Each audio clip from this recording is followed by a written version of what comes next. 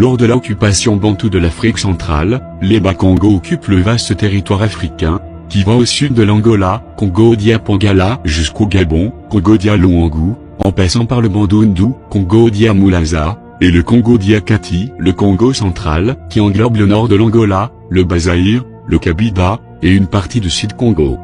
C'est donc tout un peuple, le peuple Congo, avec sa langue, le Kikongo, et sa culture, le Bou-Congo, qui prend possession de ce très vaste territoire africain, auquel il donne le nom de royaume du Congo, Congo-Dia-Toitela. Ainsi, toutes les langues parlées depuis le sud de l'Angola jusqu'au Gabon ne sont que des simples dialectes d'une même langue, la langue Kikongo. Le Kikongo donc est la seule langue pure de l'Afrique centrale, qui occupe le périmètre culturel le plus grand. Ainsi, le Kikongo et le Swahili sont les deux principales langues de l'Afrique centrale. Le Swahili est la langue principale de l'Afrique centrale de l'Est, tandis que le Kikongo est la langue principale de l'Afrique centrale de l'Ouest. Le Kikongo est une langue internationale parlée en Angola, au Congo-Kinshasa, au Congo-Brazzaville, et au sud du Gabon. Le Kikongo est la principale langue du Congo-Brazzaville, puisque 80% de la population de ce pays sont constitués par des Bas-Congo, donc par des descendants de l'ancêtre Sakou, de l'ancêtre Panzou, et de l'ancêtre Zinga.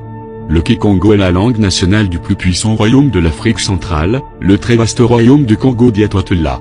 Cette langue donc est une langue majeure, expérimentée, très riche, et très précise dans l'expression de la science. Puisque le Kikongo est la langue nationale d'un peuple d'une civilisation millénaire.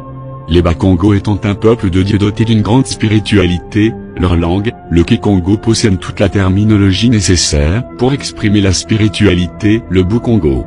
Les Bas-Congo étant les citoyens d'un ancien royaume très organisé, leur langue, le Kikongo, est très riche en termes politiques et administratifs. Les Bas-Congo étant un peuple de grands artisans, de grands génies créateurs, de travailleurs très habiles, leur langage, le Kikongo, possède tout un arsenal merveilleux de termes techniques appropriés.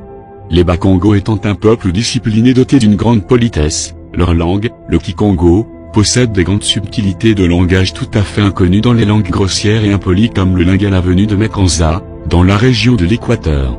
Les Bas-Congo possèdent une tradition religieuse fantastique conservée jalousement depuis des millénaires.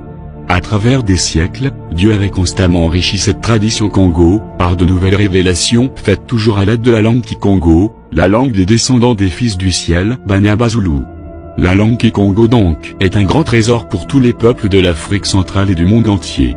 Ayant peur du génie Congo, Nemwanda Congo, les puissances néocolonialistes ont mis sur pied un programme destiné à combattre et à détruire le Kikongo pur. Car les principes de base des ennemis de l'Afrique sont, diviser pour régner. Combattre les grandes valeurs africaines et les remplacer par le médiocrité, qui renforce le germe de l'autodestruction en Afrique. Les noms des puissances néocolonialistes impliquées dans ce complot contre la langue Kikongo sont bien connus. Les langues négro-africaines ne sont pas des langues inférieures. Elles ont toutes les potentialités pour devenir des grandes langues internationales, si nous voulons travailler pour les codifier et les entretenir. C'est la colonisation occidentale qui est à la base du retard actuel de ces langues. Merci de vous abonner et n'oubliez pas de partager.